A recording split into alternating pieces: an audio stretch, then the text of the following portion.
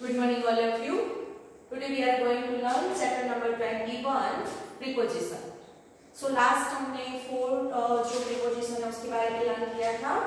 First है on, तो कुछ रिवीजन कर लेते हैं उसके बारे में कि on का मीनिंग क्या होता है. on इट मीन्स एक जो थिंग्स है दूसरी थिंग्स के ऊपर होती है.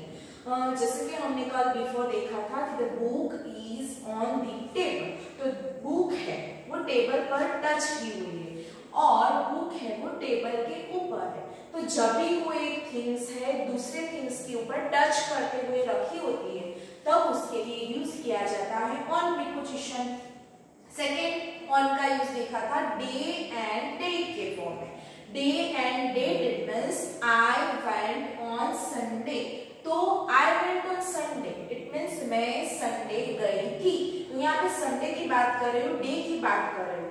किस टाइम? On Sunday. तो संडे के बिफोर आपको ऑन प्रीपोजिशन का यूज करना है.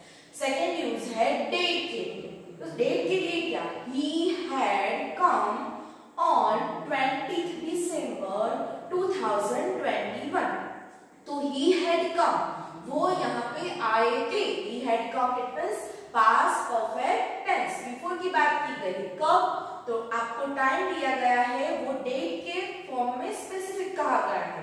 On December 20 December 2021.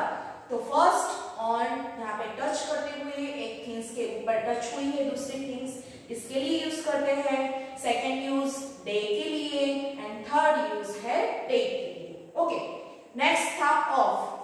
ऑफ का मीनिंग होता है उसके लिए, उसका, उसकी. कोई एक पर्सन का दूसरे पर्सन के साथ रिलेशन बताना होता है या फिर कोई एक पर्सन की दूसरे थिंग के साथ रिलेशन डिस्क्राइब करना होता है. मोस्ट ऑफ तब यूज हुआ होता है. या फिर कोई पर्सन है वो सफर हो रहा है, कोई ऐसा डिसीज है तो उसके लिए ही डाइड ऑफ कैंसर. बिफोर हमने लास्ट लेक्चर में देखा था कि ही डाइड ऑफ कैंसर. वो डाइड हो गया, उसकी डेथ हो गई. तो उसका रीजन क्या है? Of cancer. Okay, he died of fever. तो of fever. He died of cholera. He died of malaria. Okay, तो कोई भी ऐसा डिसीज होता है जिसके रीजन से पर्सन की डेथ हो जाती है तो जिसके साथ ऑफ का यूज किया जाता है. अदर यूज है रिलेशन के लिए. तो रिलेशन के लिए क्या यूज किया गया था? He is a member of your society. वो इस सोसाइटी का मेंबर है. तो सोसाइटी का जब हम ऐसा कहना होता है उसके साथ सोसाइटी का रिलेशन बताना होता है तब यूज होता है ऑफ. नेक्स्ट यूज है क्वांटिटी.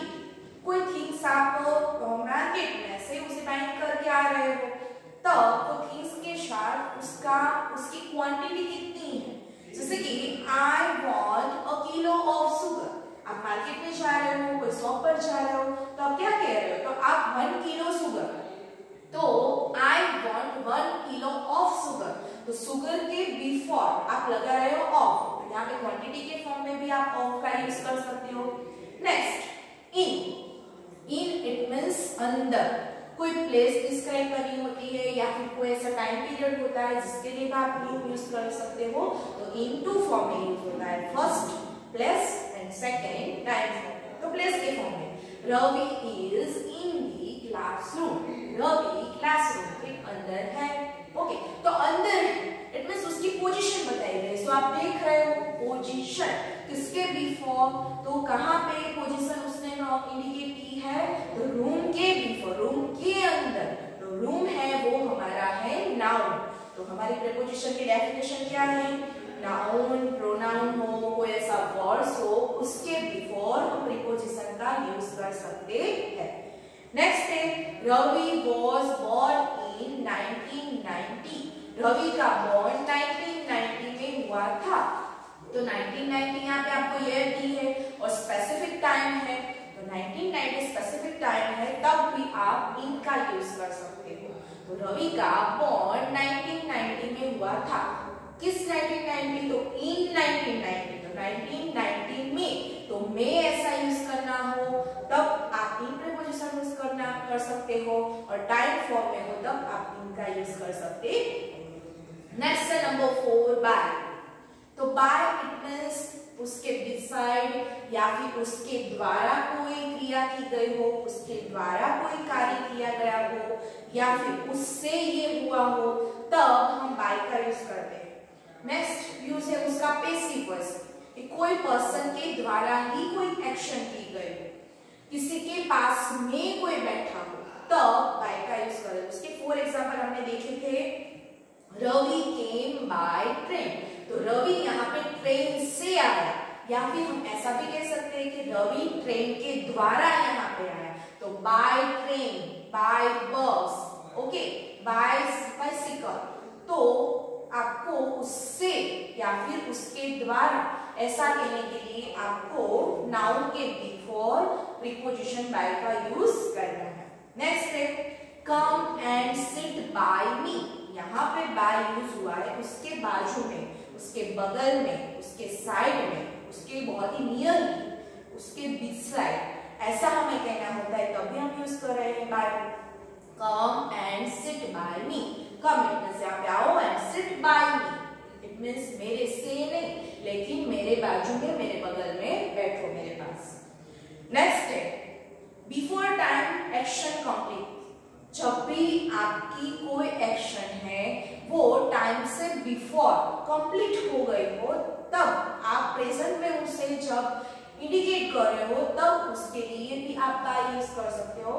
सपोज उसका एग्जांपल है you have to finish this homework by 4 PM, you have to finish it means उसने कंप्लीट कर लिया है, तुमने कर लिया होगा दिस होमवर्क, इस होमवर्क को by 4 PM, it means 4 PM को कंप्लीट कर लिया होगा। अभी मे बी हो गए 6 PM, तो उसके बारे में वो बात कर रहा है कि 4 PM को तुमने कंप्लीट कर लिया होगा, तो इसके लिए भी हम बाय यूज कर सकते हैं। लास्ट यूज है पैसिव वॉइस, जो हम एक्टिव पैसिव में लर्न करेंगे ये बाय का use.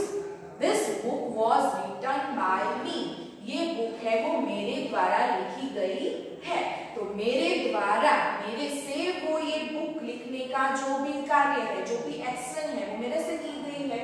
So the book was written by me, I का ऑब्जेक्ट हो जाता है मी, ओके। तो फर्स्ट जब ये सेंटेंस एक्टिव पैसिव में होगा, तब सेंटेंस के बिफोर आई सब्जेक्ट लिखा हुआ होगा, लेकिन जब आप उसे पैसिव में कन्वर्ट कर रहे हो, तब आई का ऑब्जेक्ट हो जाता है me. So this book was written by me. तो यहाँ तक हमने लास्ट लेक्चर में ये 4 प्रीपोजिशन लर्न किया था, जिसका हमने यहाँ पे रिवीजन कर लिया। नेक्स्ट जो प्रीपोजिशन है number 5 under,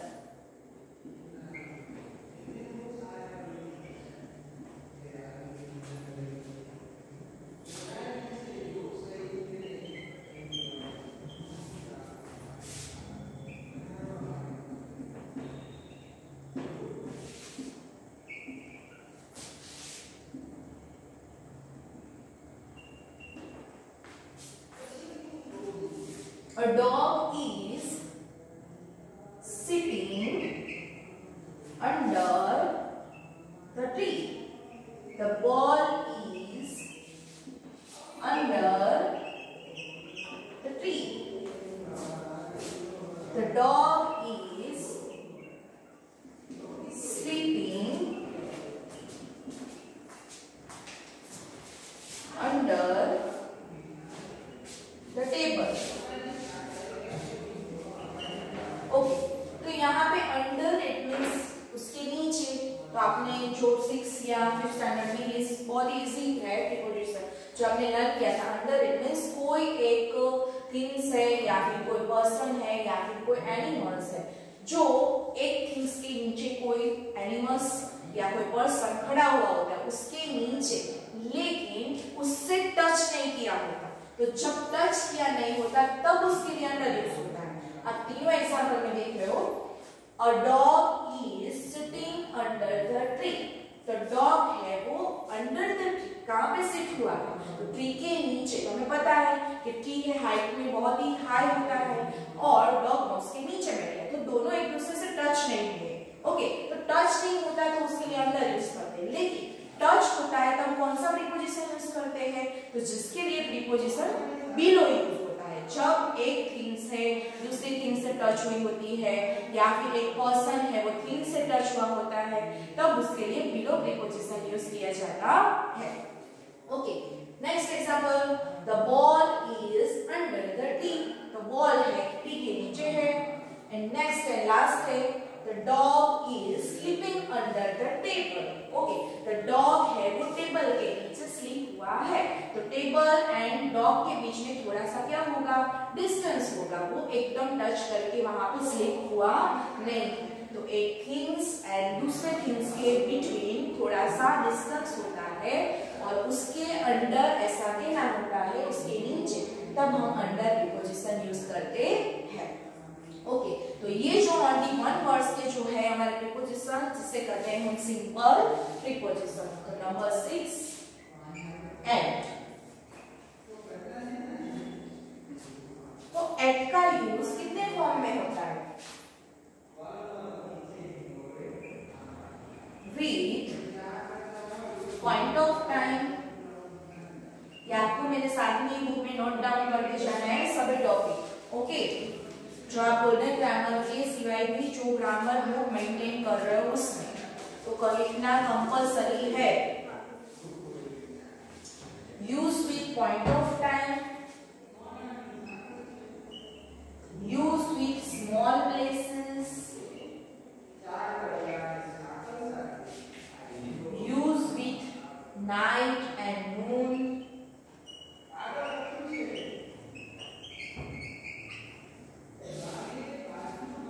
while telling the post,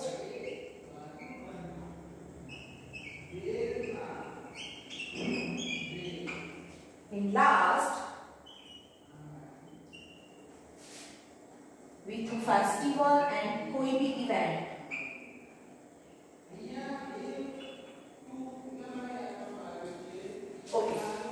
यहाँ पे नंबर 6 एट।